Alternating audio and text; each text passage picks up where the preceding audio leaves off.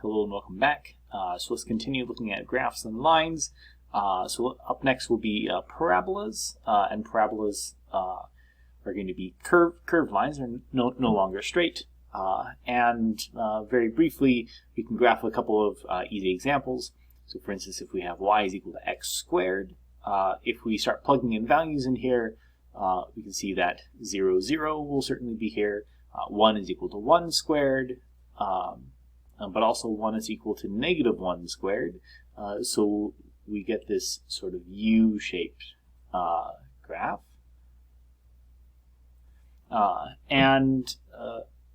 What you'll notice is that over here, what we can do is we can graph y is equal to negative x squared.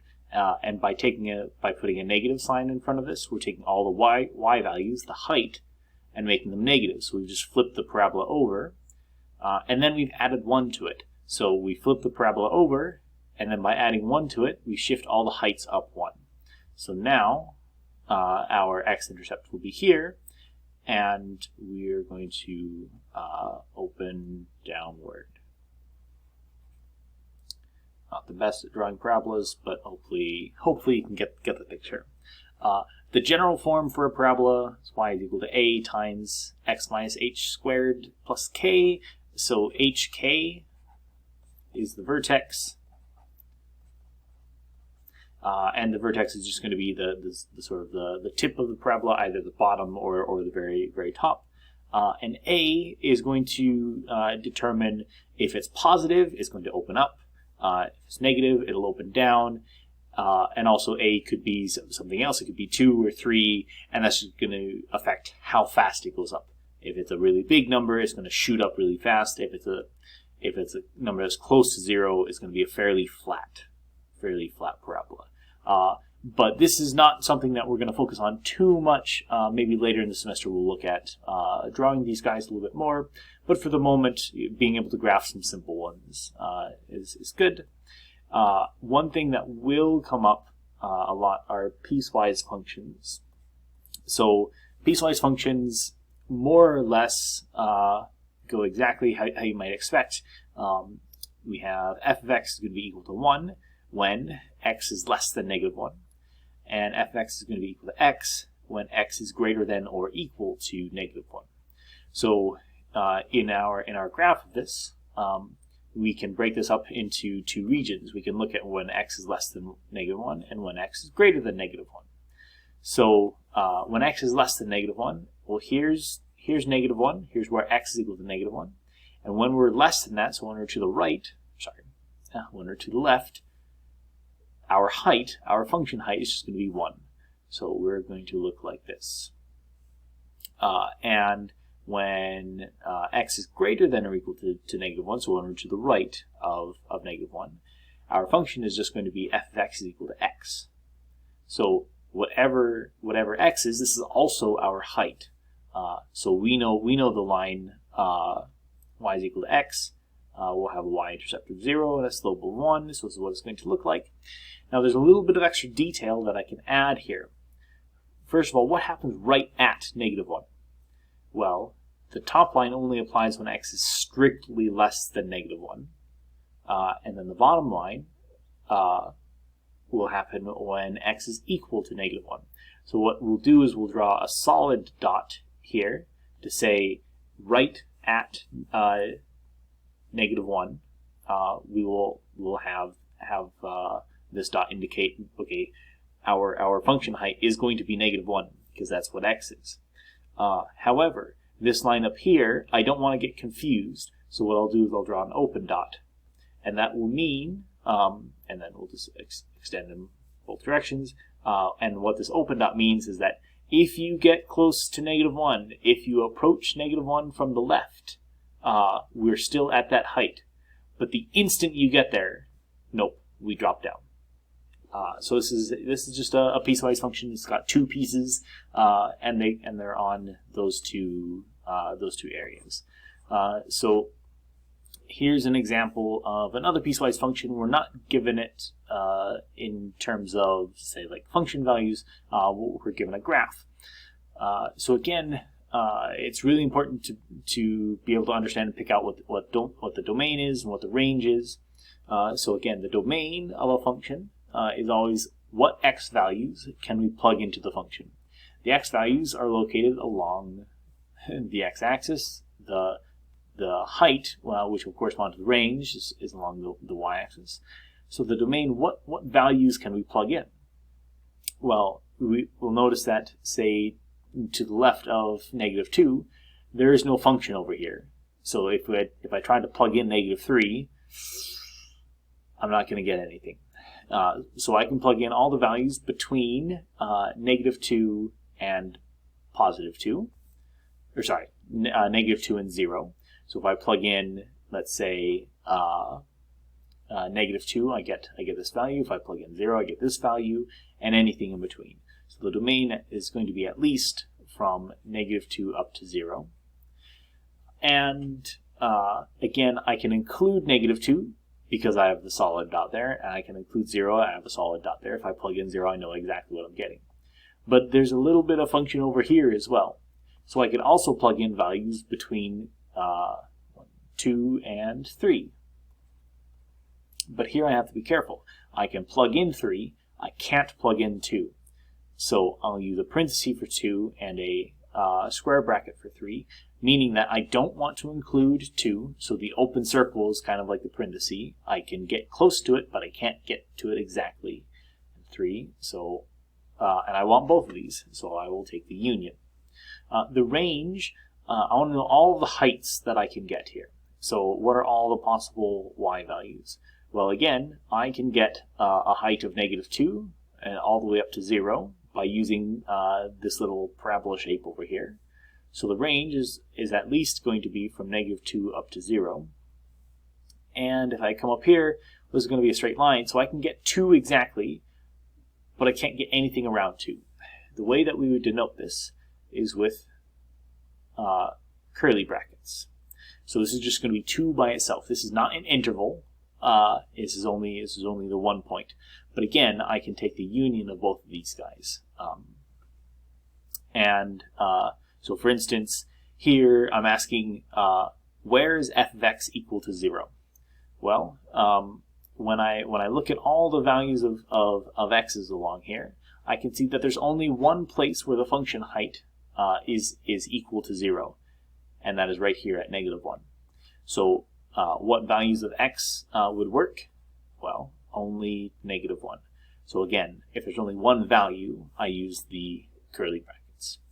And then this last one, I'm asking, where is the function height equal to 2?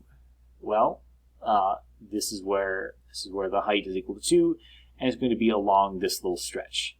So again, just like before, anything between 2 and 3, not including 2 because it's an open dot, but including 3 because it's a closed dot. This is where that will be. And I realized after I made the video and uploaded it, someone pointed out, I had made a mistake in determining the domain of a square root function. So I do want to come back and fix this. So with a square root function, now we're not allowed to take the square root of a negative number. We are allowed to take the square root of any positive number and of 0. Square root of 0 just being 0. So for instance here, 2x minus 1 is allowed to be any positive number that I want and 0. So I can write this down. 2x minus 1 is allowed to be greater than or equal to 0. So let's figure out exactly what this means. So I can move the 1 to the other side. So 2x has to be greater than or equal to 1. And I can divide both sides by 2. X has to be greater than or equal to a half. So I'm allowed to plug in a half since it's allowed to be equal to a half, but also anything bigger. So how do I write down the interval like that? Well, this is going to be the interval from 1/2, including 1/2, so square bracket, all the way to infinity. When I was looking at the homework, they were also writing some of these sets down in a little bit different fashion. So I do want to go through some other notation for this interval. So this interval is all of the values from 1/2 including 1/2, on up.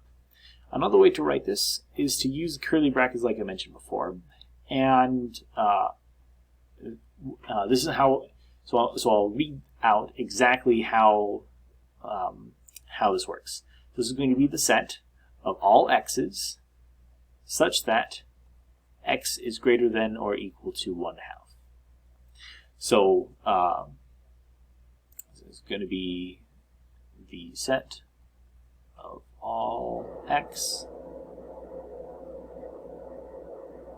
such that x is greater than or equal to 1/2. This is how we read this. So what comes first is going to be the sorts of things that are in the set. So we've got a bunch of x values are going to be in this set. What comes next is going to be the restrictions. All of these x values have to be greater than or equal to 1/2. And that's it. That's the only restriction right here. Sometimes writing a set down like this is helpful because it's a little bit simpler than writing it down as an interval. Sometimes. I think this is pretty straightforward as an interval, and this would also work. So let's do another example. Here we've got f of x is equal to 1 minus x squared minus 1. So again, we've got a fraction. There's no square roots in there, so I'm not in danger of taking the square root of a negative number. I am in danger of dividing by 0. So I can't divide by 0. So I need to know, when does the bottom of this fraction equal 0?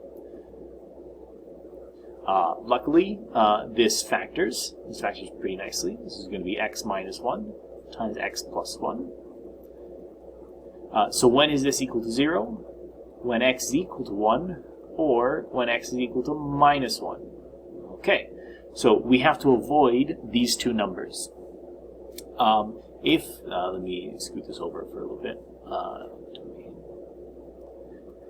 If I want to write this as an interval, it would take a little bit of,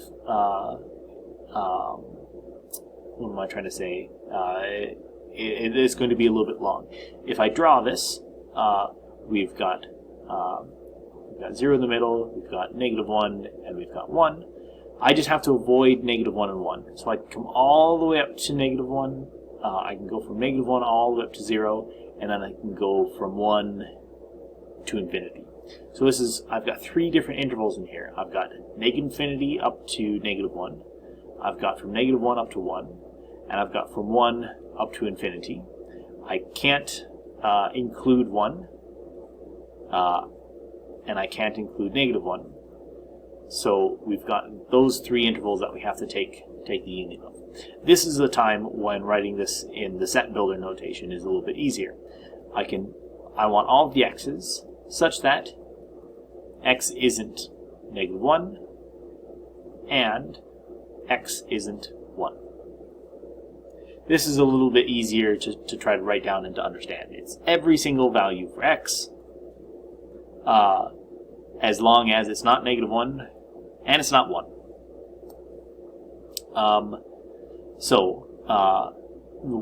One final little thing here. We've got a very similar function to what we saw before. F of x is equal to 1 over x squared minus 1. Here's f of x is equal to 1 over x squared plus 1. So again, we're in a little bit of danger of dividing by 0. And that's the only restriction here. I can plug any number that I want into x squared. I can divide by any number except 0. So let's try to figure this out. If I look for where this bottom is equal to 0, I'll notice something strange going on. If I move the 1 to the other side, we've got x squared is equal to -1. There's no number squared that gives you -1. So there's no number that you can plug in to get 0, which means that nothing's restricted. I can never divide by 0. X squared is always a positive number, or 0. Add 1 to it, always a positive number. I can divide by any positive number that I want. The domain is going to be all real numbers. The symbol that we would normally use for this is going to be a blackboard bold R. So we just have 2 lines there and this R. So we can plug any number into here, and its domain is as large as possible.